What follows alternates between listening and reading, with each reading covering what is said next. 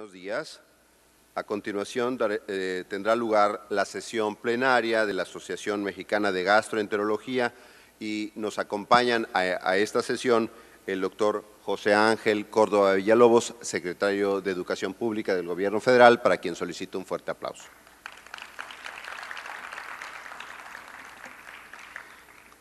Nos acompaña también la doctora Angélica Hernández Guerrero, presidenta de nuestra asociación.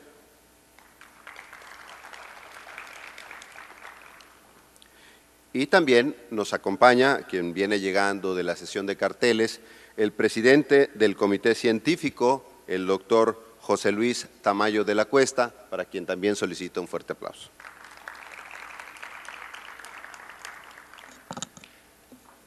Solicito atentamente a la doctora Angélica Hernández Guerrero que nos dirija algunas palabras para que haga el encuadre de esta plenaria. Buenos días, tengan todos ustedes. Esta es la sesión más importante durante el Congreso, la sesión plenaria de la Asociación Mexicana de Gastroenterología. Los objetivos muy claros de nuestra asociación es la educación médica continua y el desarrollo y el fomento de la investigación, así como la educación para el público y para los pacientes. Esta es la sesión solemne más importante en relación a la investigación. De esta manera tratamos de fomentar y de difundir los conocimientos de investigación en México que se realizan en las diferentes instituciones y tratando de estimular a nuestros investigadores, otorgamos premios que están catalogados en la investigación clínica, la investigación básica y también la investigación de los residentes. De esta manera vamos a hacer la presentación en esta sesión plenaria de los trabajos premiados que fueron elegidos por el Comité Científico y por un grupo especial, un comité especial dentro del mismo para poder hacer una evaluación completa de estos trabajos y poder otorgar de acuerdo al impacto, de acuerdo a su metodología, de acuerdo a los resultados y el impacto que pueda tener a nivel de la comunidad médica gastroenterológica estos trabajos. De esta manera tenemos una presentación resumida, por así decirlo, de estos trabajos y todos van a ser presentados de manera extensa para que puedan tener discusión y comentarios durante estos 3 días. Solo en esta plenaria, para fines de tiempo, tenemos solamente una presentación corta y quisiera agradecer al doctor José Ángel Córdoba Villalobos, que es miembro de nuestra asociación y secretario de Educación Pública, su presencia y como testigo de honor en esta presentación de trabajos y que posteriormente nos dará una conferencia magistral. También agradecer al doctor José Luis Tamayo de la Cuesta, que es el presidente del Comité Científico, el arduo trabajo y labor que tuvo en recibir todos los trabajos que tuvimos. Afortunadamente fueron más de 300, su evaluación y la calificación de estos trabajos premiados. Así que le dejo la palabra al doctor Aurelio López Colombo para que continuemos con esta sesión. Sean todos bienvenidos y muchas gracias. A quien se le otorga el primer lugar en investigación clínica del premio Dr. Abraham Ayala González, que corresponde al trabajo identificado con el número 422, que se denomina Prevalencia de anticuerpos relacionados a enfermedad celíaca en pacientes con diagnóstico de síndrome de intestino irritable, un estudio de casos y controles. El autor es el doctor José María Remestroche, del Instituto de Investigaciones Médico-Biológicas de la Universidad Veracruzana, y los coautores son los doctores Luis Alberto Sánchez Vargas, Pablo Tomás Dupont, Maura Torres Aguilera, Karen Lisset Ramírez Cervantes, Amaira Alías Amar Jacome, María Rosa Estefanía Aedo Garcés, Arturo Mesueiro Daza, Héctor Vivac Cid y Federico Rochstitl. Muchas felicidades a todos ellos. Gracias, señor secretario, señora presidenta, miembros del presidio. Primero que nada, agradecer esta distinción para el trabajo que hemos realizado. Este trabajo que les presentaremos es un esfuerzo de más de 4 años, donde, como ustedes saben, la enfermedad celíaca y el síndrome de intestino irritable parece que son enfermedades que sabemos que tienen prevalencias y mecanismos fisiopatológicos diferentes. En México los estudios poblacionales hablan de que el intestino irritable puede afectar a cerca del 16-20% de la población, y en enfermedad celíaca el estudio más reciente que está por publicarse, realizado en colaboración con el doctor Uscanga, habla de una prevalencia cercana al 1%. Sin embargo, el reto de estas dos enfermedades es que tienen múltiples caras y se sobreponen sus síntomas, y es muy difícil saber si realmente un paciente con un trastorno funcional puede tener una enfermedad orgánica como lo sería la enfermedad celíaca. Esta es una imagen que replantea el día de hoy cuál es este espectro de sobreposición, donde por un lado tenemos al síndrome de intestino irritable, a la enfermedad celíaca, hay una zona gris que el día de hoy llamamos a aquellos pacientes que mejoran cuando suspenden la ingesta del gluten sin tener la enfermedad celíaca, que sabemos que ahora se llaman enfermos con sensibilidad al gluten no celíacos. Y en esta sobreposición, desde hace muchos años, y probablemente ese es el trabajo más importante, se ha considerado en otros países, básicamente Estados Unidos y en Europa, que el realizar el escrutinio para enfermedad celíaca en síndrome de intestino irritable es una medida costo-benéfica en esas poblaciones. Y este es el metaanálisis más importante, donde, como ustedes pueden ver, la positividad para anticuerpos antigliadina es mayor en los sujetos con intestino irritable que en los pacientes controles. La positividad para anticuerpos antiendomiciales y transglutaminasa, que son el diagnóstico serológico más sensible y específico, es significativamente mayor y se considera un factor de riesgo para enfermedad celíaca en pacientes con intestino irritable. Y finalmente, en este mismo metaanálisis, el hallazgo en biopsia, que probablemente sea un estándar de oro no muy perfecto, también determina que los pacientes con intestino irritable tienen una mayor probabilidad de realmente tener enfermedad celíaca. Con esta información, hace algunos años el Colegio Americano recomendó con una evidencia grado 1B la realización de pruebas de escrutinios en pacientes con enfermedad celíaca y en pacientes con síndrome de intestino irritable, predominantemente diarrea, para descartar enfermedad celíaca. No obstante, la información más reciente, este es un estudio recientemente publicado, un estudio multicéntrico, reevalúa esto y determina que pareciera que no hay diferencias significativas estadísticas entre los sujetos que tienen intestino irritable y los controles sanos cuando se hace el escrutinio de estas pruebas. Este es el estudio del grupo del doctor Chey, es un estudio multicéntrico donde no encuentra una diferencia estadísticamente significativa en esta población de controles sanos, que cabe mencionar, eran un grupo de sujetos que iban a hacerse un escrutinio para cáncer de colon y probablemente no eran tan sanos como se veía. A razón de esto, nuestra justificación fue que si bien esto se ha evaluado la prevalencia de anticuerpos de enfermedad celíaca en sujetos con intestino irritable en otras poblaciones, nuestro planteamiento fue tratar de ver la prevalencia de esto en pacientes mexicanos. Para esto, lo que nosotros realizamos fue determinar la prevalencia utilizando un panel de anticuerpos relacionados con enfermedad celíaca, transglutaminasa tisular, anticuerpos contra el péptido de aminado de gliadina, esto en base a una recomendación consensada con expertos en la Clínica Mayo, y comparar la prevalencia de estos con un grupo control. Lo que hicimos fue evaluar prospectivamente desde hace más de 2 años y medio aquellos sujetos que llegaban a nuestra institución referidos por el diagnóstico de síndrome de intestino irritable, todos estos sujetos sin evidencia de organicidad. Les aplicamos criterios de Roma 3 en español, la versión validada al día de hoy, y agarramos controles asintomáticos de acuerdo a la exploración física, pareados por género, lo estamos tratando de parear por edad, pero es muy difícil.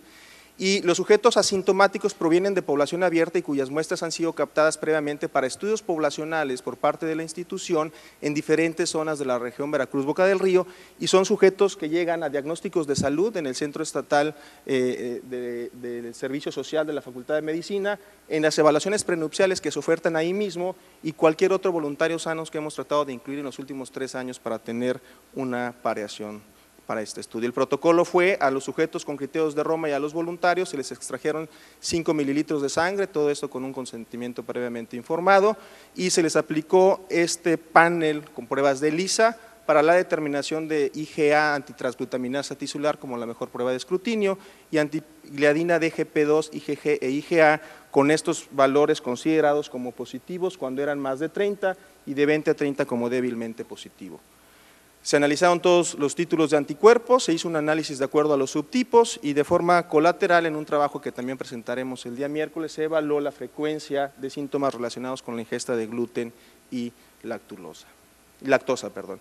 Los resultados, como pueden ver hasta el momento en que se cerró esta convocatoria, incluimos a 339 pacientes con síndrome de intestino irritable y sus controles pareados por género. La edad es significativamente menor en el grupo control por el sesgo que tenemos en nuestros controles asintomáticos. Esta es la distribución de los pacientes con intestino irritable. El tiempo en promedio de síntomas es cercano a 76 meses. La mayoría de los pacientes presentan los subtipos estreñimiento y mixto, y un porcentaje de diarrea en el 24%, y en la siguiente diapositiva les muestro la prevalencia de anticuerpos para enfermedad celíaca. En la primera categoría de columnas pueden ver que los sujetos con síndrome de intestino irritable significativamente tienen mayor prevalencia de alguno de los anticuerpos comparados con controles sanos. Esta es una cifra muy similar a lo reportado en el estudio de Chey. Cuando evaluamos la prevalencia, la cero prevalencia de positividad para IgA antitransglutaminasa tisular es significativamente mayor en los sujetos con intestino irritable que en los controles, al igual que lo que pasa cuando analizamos dobles positivos. Al analizar gliadinas con péptido de aminado no hay diferencias significativas, y con esto pudimos establecer que la razón de momios y el riesgo relativo para cualquier anticuerpo positivo en sujetos con intestino irritable, la razón de riesgo es de 1.4 y la razón de momios es de 2.28, y cuando evaluamos transglutaminasa tisular, esta razón de riesgos es de 1.07 con razón de momios de 4.75. Cuando hicimos un subanálisis comparando los pacientes con intestino irritable positivos para enfermedad celíaca y negativos, realmente no hubo diferencias en cuanto a la edad, el género, la evolución de los síntomas, hemoglobina y eosinófilos en sangre periférica, que esto es parte de la evaluación colateral que estamos haciendo, pero sí encontramos una diferencia significativa en los subtipos. Los pacientes con intestino irritable que fueron positivos para anticuerpos de enfermedad celíaca tuvieron mayor prevalencia del subtipo de diarrea, y también hubo una tendencia para que estos pacientes reportaran con mayor frecuencia síntomas relacionados con la ingesta de gluten en el cuestionario aplicado por la nutrióloga. En conclusión, el 6.9% de los pacientes con intestino irritable tiene algún anticuerpo positivo para enfermedad celíaca, y específicamente 3.8 tienen positividad para anticuerpo transglutaminasa tisular, una de las pruebas más sensibles y específicas, y la búsqueda de enfermedad en sujetos con intestino irritable parece razonable en nuestra población. Para finalizar, y esto es algo que discutiremos en la presentación, al día de hoy hemos realizado biopsias a los pacientes positivos. Al momento llevamos 12 de 13 pacientes positivos biopsiados con una positividad de 11 de 12, con una razón de riesgos cercana a 4, 3.2 de estos pacientes realmente en la biopsia por un patólogo cegado nos los está confirmando el diagnóstico de enfermedad celíaca, y esto es motivo de otra línea de investigación. Muchas gracias y nuevamente agradezco su distinción. En un diploma que le solicitaré a la doctora Angélica Hernández y al doctor José Luis Tamayo le otorguen al doctor José María Remestroche, y a un estímulo económico que también el doctor se ha hecho acreedor y le será entregado por la Asociación Mexicana de Gastroenterología. Muchas felicidades, doctor José María Remestroche. Investigación clínica, premio doctor Abraham Ayala González, corresponde al trabajo identificado con el número 104, papel de los polimorfismos genéticos de la interleucina 20 en colitis ulcerosa crónica idiopática. El autor es el doctor Jorge Luis de León Rendón, del Instituto Nacional de Ciencias Médicas y Nutrición, doctor Salvador Subirán, y los coautores son el doctor Gilberto Vargas Alarcón y el doctor Jesús Kazuo Yamamoto Furushu.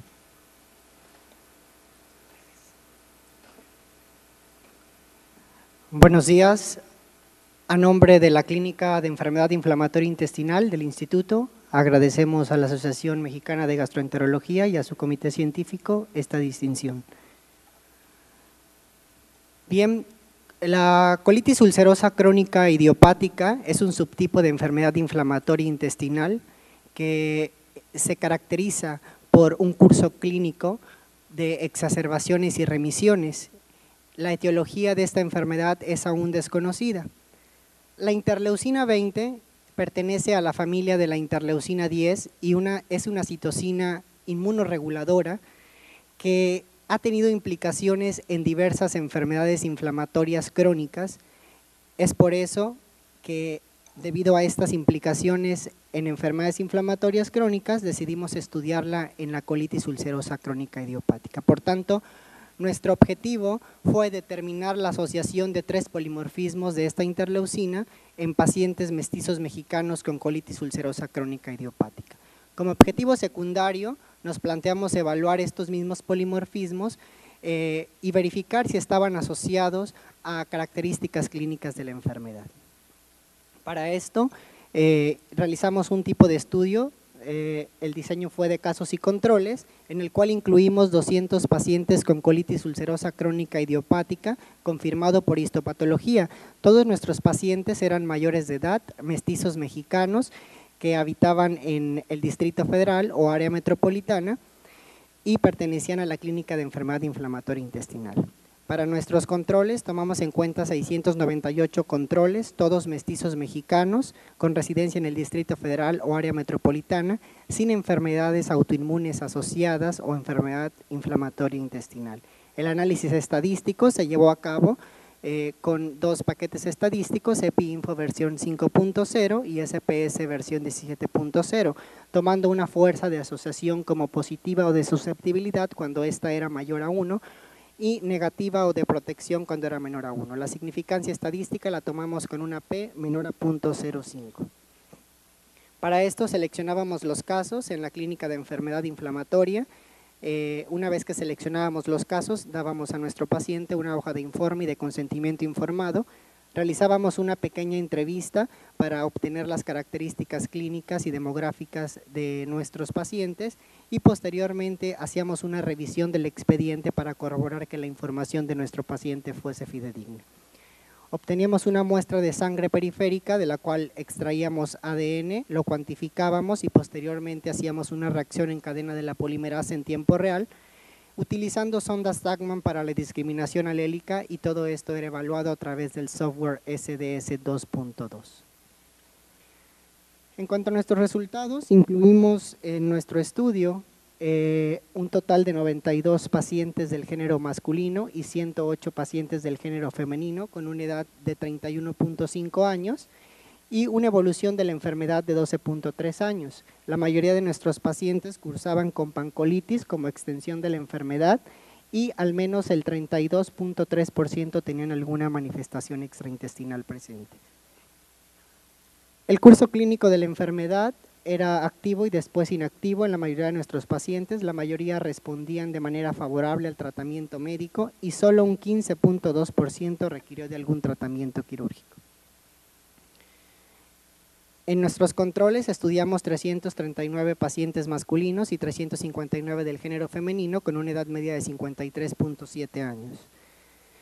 Al evaluar los polimorfismos de la interleucina 20 encontramos 2 con significancias estadísticas.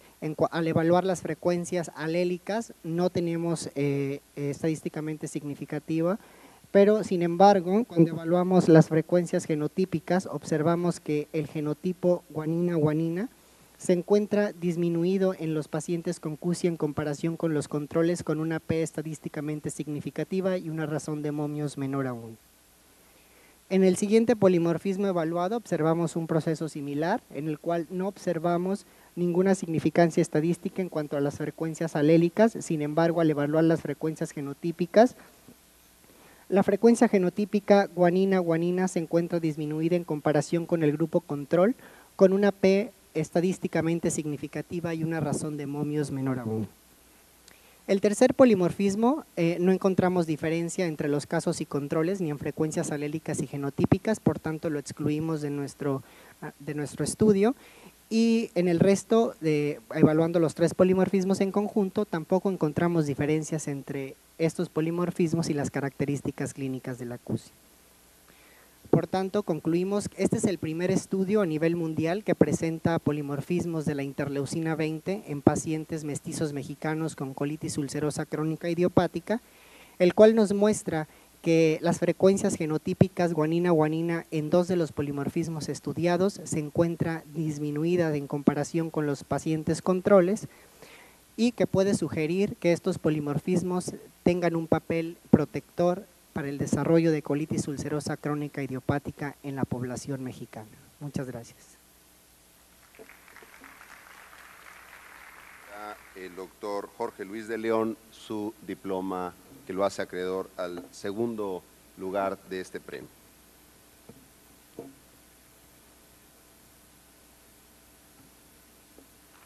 En tercer lugar de este premio de investigación clínica doctor Abraham Ayala González, tenemos al trabajo identificado con el 427, el análisis vectorial de impedancia bioeléctrica es un mejor método para evaluación del estado nutricional en pacientes cirróticos.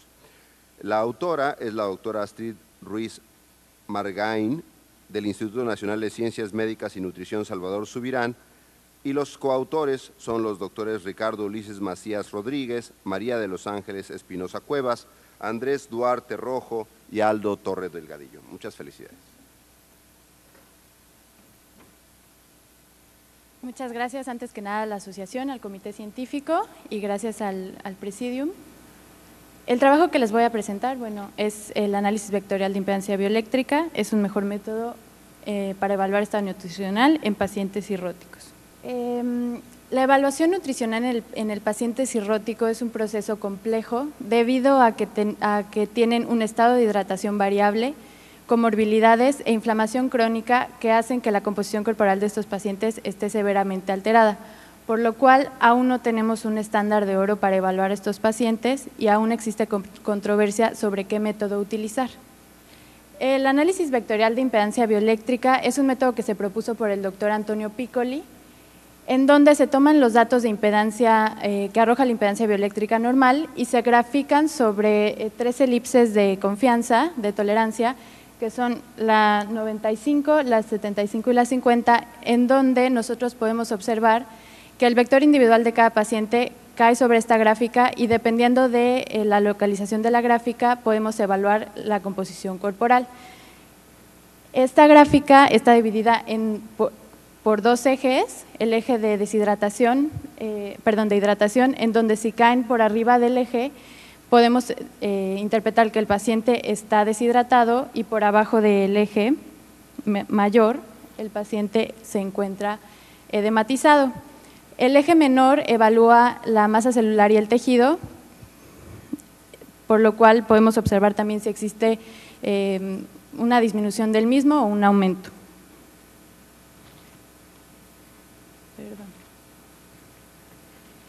Este método se ha utilizado ampliamente, fue propuesto principalmente para evaluar pacientes con insuficiencia renal, se ha utilizado ampliamente también en pacientes con insuficiencia cardíaca en donde la composición corporal está alterada.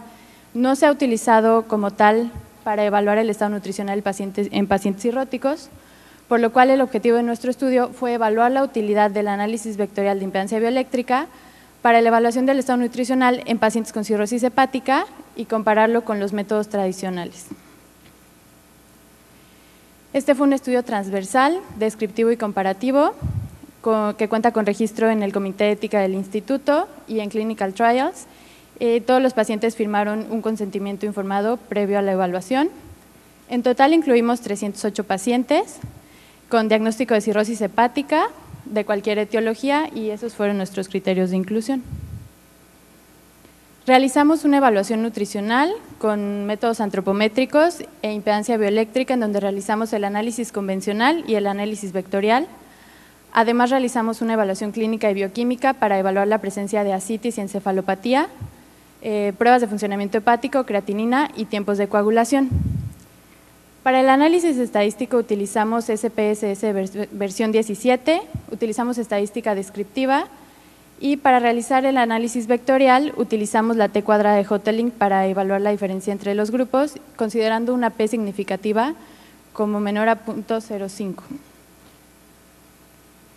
En esta tabla les muestro el porcentaje de desnutrición de acuerdo a cada método que tradicionalmente utilizado y al final el método que proponemos, estratificado por child, por género y en total. Podemos observar que el método que menor prevalencia de desnutrición reportó fue el índice de masa corporal. Cuando utilizamos el índice de masa corporal para ascitis, modificado para ascitis tomándolo en cuenta, podemos observar que la detección de desnutrición mejora un poco, pero aún así la prevalencia en general es baja. En casi todos los métodos encontramos que conforme avanza el estadio de Child, avanza la mayor prevalencia de desnutrición, pero en general pueden ustedes observar en total que la prevalencia es muy variable.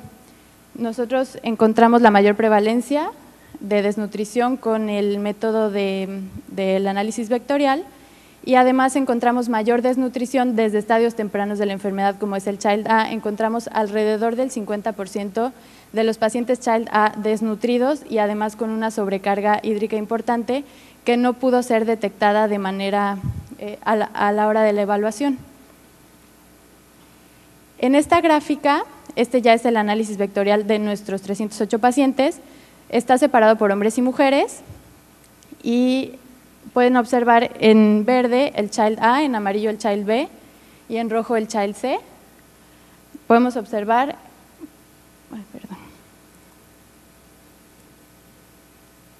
que los pacientes Child A que se encuentran en el círculo verde, las mujeres en general están bien nutridas, pero ya cuando observamos a las pacientes mujeres Child B podemos observar que tienen una retención hídrica importante y las Child C desnutridas más una ligera sobrecarga hídrica. En los hombres podemos observar que desde estadios tempranos ya se encuentran saliendo de la elipse 75, que es la que consideramos ya normal para diagnosticar desnutrición, y está también sobre el eje de hidratación, yéndose hacia edema, por lo cual podemos observar que estos pacientes desde estadios tempranos ya se encuentran tanto desnutridos como con sobrecarga hídrica, y todos tuvieron diferencia significativa tanto en hombres como en mujeres entre los 3 estadios de Child. Aquí les muestro el índice de masa corporal graficado sobre el análisis vectorial. Por motivos de tiempo no les muestro las demás gráficas de los demás métodos graficados sobre el análisis vectorial, pero pueden observar que los en rojo eran los que estaban diagnosticados como desnutridos por IMC para ascitis y en negro los que estaban diagnosticados como bien nutridos. Podemos observar que los diagnosticados como bien nutridos son estos en el círculo negro, que además de no estar bien nutridos están con sobrecarga hídrica, tanto en mujeres como en hombres, por lo cual nosotros podemos inferir que el diagnóstico de desnutrición o de una adecuada nutrición es más bien sobrecarga hídrica que estos pacientes por lo general presentan, y no es tanto que tengan una composición corporal adecuada, sino simplemente es sobrecarga hídrica, que es la limitante que tenemos con la mayoría de los métodos, que como los pacientes tienen sobrecarga hídrica, parece que tienen, ya sea lo podemos tomar como músculo, como grasa o simplemente el peso está normal, nosotros los dejamos que se vayan a su casa sin dieta y sin ningún tratamiento nutricional pensando que están bien nutridos, pero bueno, realmente simplemente es la sobrecarga hídrica, por lo cual bueno, nosotros encontramos los mismos resultados con los demás métodos, por motivos de tiempo no se los muestro, pero podemos concluir por lo tanto que estos hallazgos sugieren que el análisis vectorial de impedancia bioeléctrica puede ser el método estándar para la evaluación nutricional, para el seguimiento del balance hídrico en estos pacientes y el seguimiento clínico. Gracias.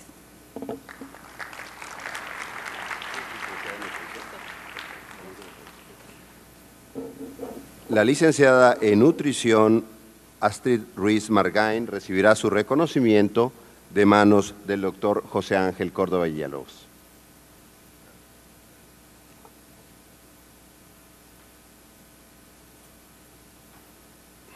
Pasamos a la categoría de investigación básica. El primer lugar del premio Dr. Bernardo Sepúlveda ha sido otorgado al trabajo de investigación modulación de los transportadores biliares en la hepatitis tóxica, y los autores son el doctor Vicente Sánchez Valle, del Departamento de Investigación Biomédica Fundación Clínica Médica Sur, y la Escuela Superior de Medicina del Instituto Politécnico Nacional. Los coautores son los doctores Luis Daniel Carrillo Córdoba, Freddy Chablé Montero, Ilse Gutiérrez Grove, Guadalupe Poncia Rodríguez, Manuel Ramírez Jaramillo, Norberto Chávez Tapia, Misael Uribe Esquivel y Nahum Méndez Sánchez. Buenas tardes. Alguna acotación. Yo soy el doctor Norberto Chávez. El doctor Vicente desafortunadamente no pudo presentar este trabajo. Y a nombre de la Fundación Clínica Médica Sur, agradecemos la distinción que ha hecho esta asociación para la presentación de nuestro trabajo. Como saben, la hepatitis tóxica es una entidad patológica asociada a efectos adversos a consumos de diversos fármacos. Actualmente existe un grupo iberoamericano para el estudio de esta enfermedad en el cual distintas instituciones mexicanas participan en este trabajo. Partimos de una hipótesis. El hecho es que existen diversos transportadores hepatobiliares que participan en el transporte de ácidos biliares, metabolitos sulfatados, así como ácido glucurónico y otro tipo de metabolitos que transportan sustancias a partir del hepatocito a la membrana canalicular y a la membrana vasolateral. Es por esto que nuestro objetivo fue evaluar la expresión proteica de estos transportadores BSEP, MDR1, MRP2 y MRP3 en pacientes con daño hepático inducido por fármacos, partiendo de la hipótesis de que estos transportadores participan en el daño hepático inducido por fármacos. Este fue un estudio de casos y controles que incluyó a pacientes con diagnóstico clínico e histológico de hepatitis tóxica, así como controles sanos que se obtuvo tejido hepático por otro motivo, particularmente durante colecistectomías. Fue una población de 11 pacientes, 8 mujeres y 3 hombres, con una edad promedio de 45 años, en la que se demostró que diversos fármacos estuvieron involucrados en el desarrollo de esta entidad, tales como el tacrolimus, micofenolato de mofetilo, prednisona, alopurinol, acetaminofén, ibuprofeno, levofloxacino y tramadol. De estos tejidos se determinaron expresión génica y proteica de los transportadores hepatobiliares previamente mencionados. Estos son los resultados de la expresión génica, en donde podemos observar que en todos los transportadores BSEP, MRP2, MRP3 y MDR1 podemos observar una disminución en la expresión génica de estos transportadores. Sin embargo, como todos sabemos, la expresión proteica es lo más importante, para lo cual mostramos este análisis semi-cuantitativo de los distintos marcadores. Como podemos observar, para MDR1 existe un cambio significativo en la expresión de 3 cruces que pasa del 45 al 75%, dependiendo si es un control o un caso.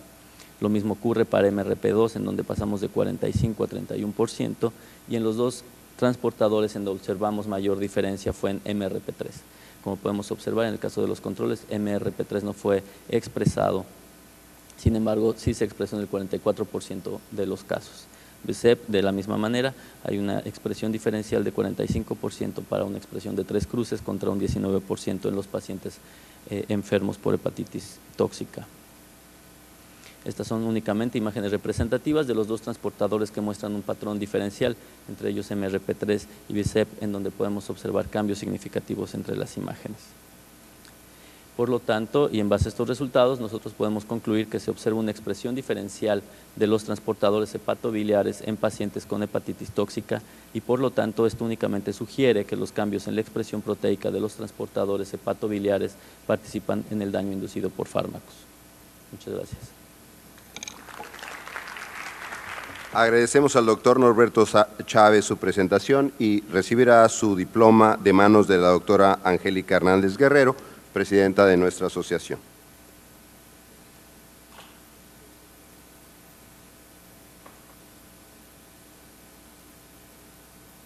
En la categoría Investigación Epidemiológica, el premio Asociación Mexicana de Gastroenterología ha sido otorgado, en primer lugar, al trabajo Prevalencia y Calidad de Vida en los pacientes con cirrosis hepática y encefalopatía hepática mínima.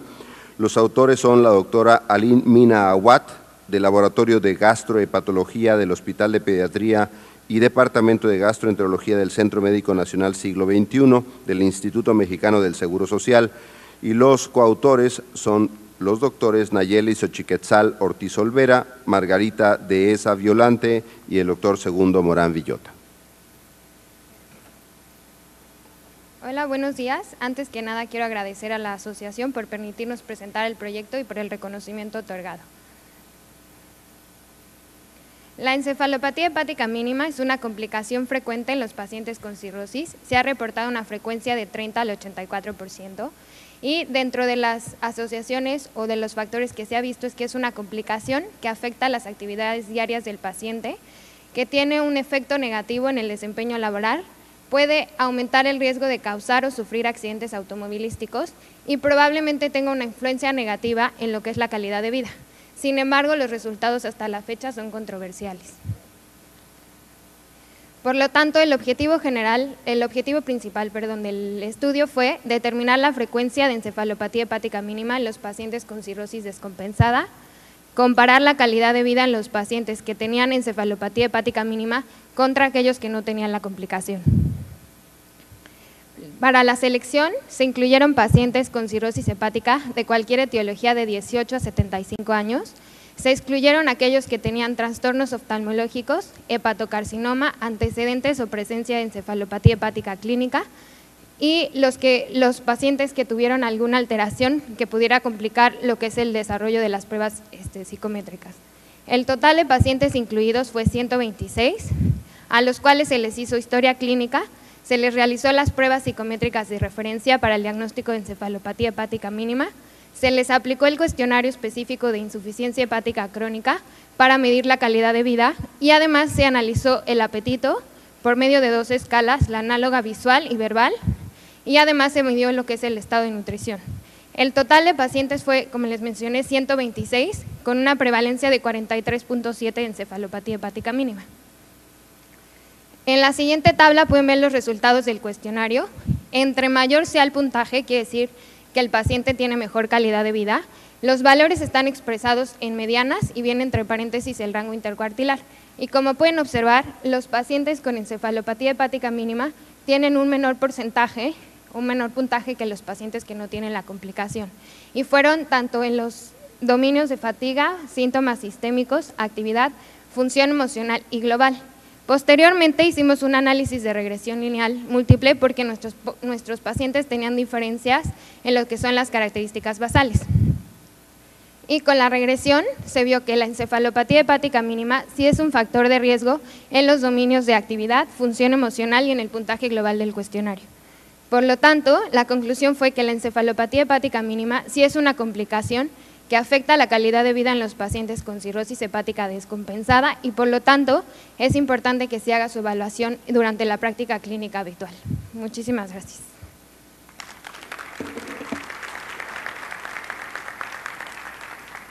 Agradecemos a la doctora Angélica Hernández Guerrero que otorgue el diploma correspondiente a la doctora Lynn Minagua.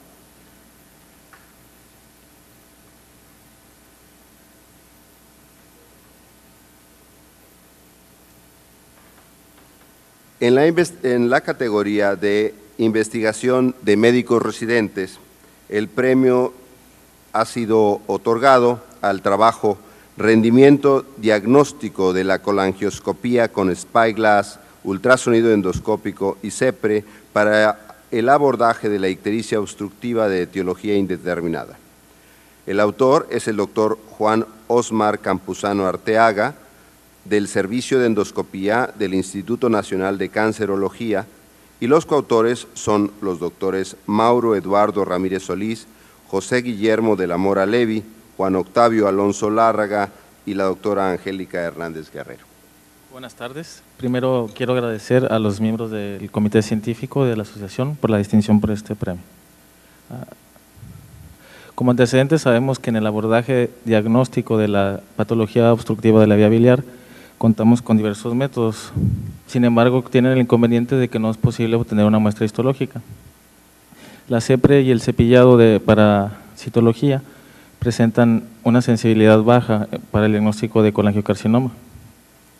Por lo tanto, existe hasta un 8 o un 12% de pacientes a los cuales no se puede llegar a un diagnóstico con los métodos convencionales. Existen nuevos métodos diagnósticos que nos ofrecen una mayor especificidad, los cuales son el ultrasonido endoscópico con la biopsia con aspiración con aguja delgada, el ultrasonido intraductal y la colangioscopía, que anteriormente se utilizaba el sistema de Mother Baby Scope, y a partir del 2008 que se diseñó el sistema de Spyglass que facilita la realización de este procedimiento. El objetivo de nuestro trabajo fue evaluar el rendimiento diagnóstico para carcinoma de vías biliares de los siguientes métodos: la colangioscopía con Spyglass, el ultrasonido endoscópico lineal con toma de muestra, el ultrasonido intraductal y la CEPRE más citología. En nuestro estudio fue un estudio retrospectivo de prueba diagnóstica. Incluimos pacientes referidos al instituto con diagnóstico de estenosis biliar indeterminada del periodo de 25 de agosto de 2010 al 1 de junio del 2012.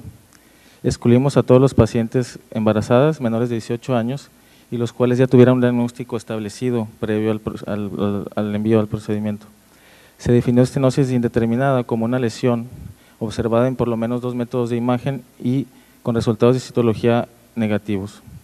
Y tomamos como estándar el reporte histopatológico de la citología o la BAF y también el seguimiento clínico, que en promedio fue de 6 meses para los pacientes. Ay. Perdón.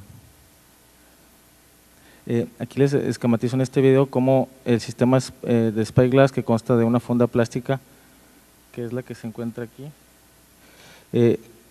se introduce a través del canal de trabajo del endoscopio, y aquí estamos viendo cómo el doctor está introduciendo el Spyscope a través de la papila, ya con la esfinterotomía previa, y cómo se avanza a través del colédoco bajo visión directa y con apoyo fluoroscópico. Aquí se observa cómo la luz del colédoco y cómo se puede lograr avanzar la guía hidrofílica. Y esta es la imagen de una tumoración en el colédoco.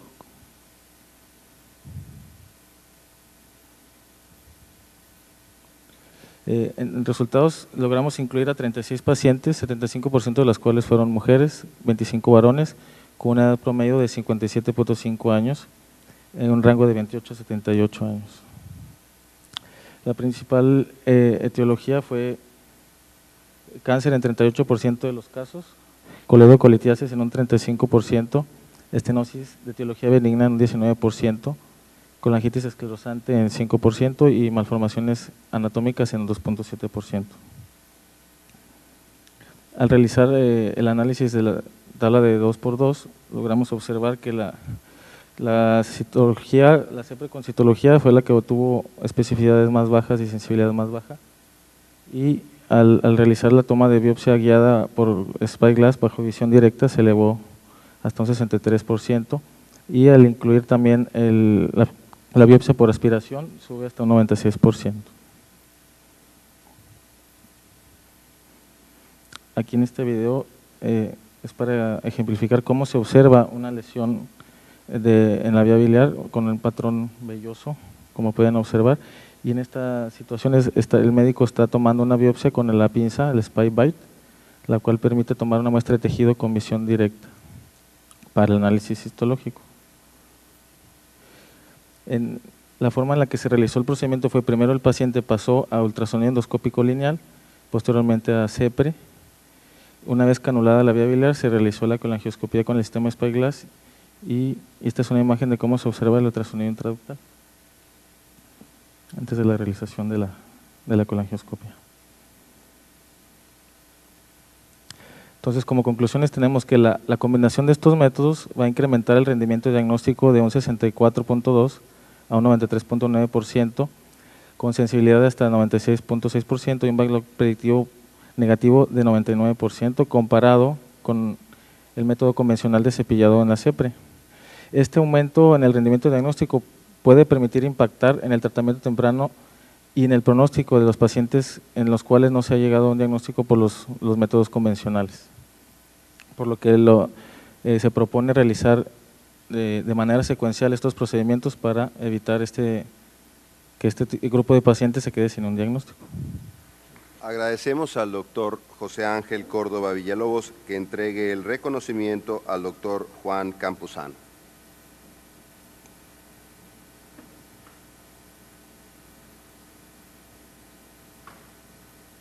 A continuación, les voy a señalar que entregaremos el premio Falk. Este premio Falk consiste en una beca completa para asistir al Congreso Falk en Alemania en el año 2013 y es patrocinado por Laboratorios Farmasa. Este premio se otorgó a un trabajo en cartel, por lo que no será presentado en diapositivas, y corresponde al trabajo denominado Papel del gen MDM2 en pacientes con colitis ulcerosa crónica idiopática como susceptibilidad para el desarrollo de cáncer colorectal. Corresponde a los autores Jesús Gerardo López Gómez, de la Clínica de Enfermedad Inflamatoria Intestinal, del Departamento de Gastroenterología del Instituto Nacional de Ciencias Médicas y Nutrición Salvador Subirán, y los coautores son los doctores Gabriela Columba Fonseca Camarillo, Ana Elena Peredo Escárcega, Jorge Luis de León Rendón y Jesús Kazuo Yamamoto Furusho, a quien agradezco a uno de ellos que pase para recibir el premio de manos del doctor José Luis Tamayo de la Cuesta.